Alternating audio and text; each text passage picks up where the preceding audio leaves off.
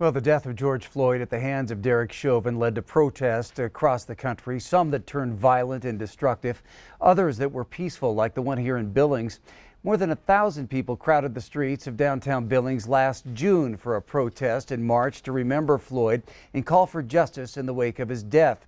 Many of them laid face down on their stomachs in the middle of the street with their hands behind their back, chanting, "I can't breathe," as Floyd had done before he died.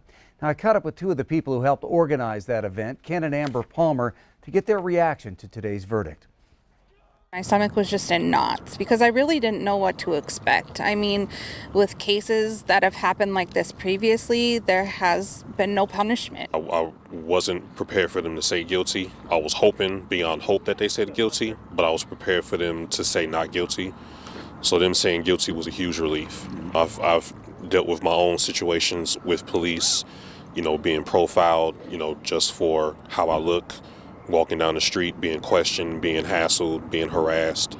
There is good that can come from this. I mean, this is definitely a small step in the right direction, and it just shows that things are changing, and hopefully now more people will be held accountable for their violent actions towards anybody.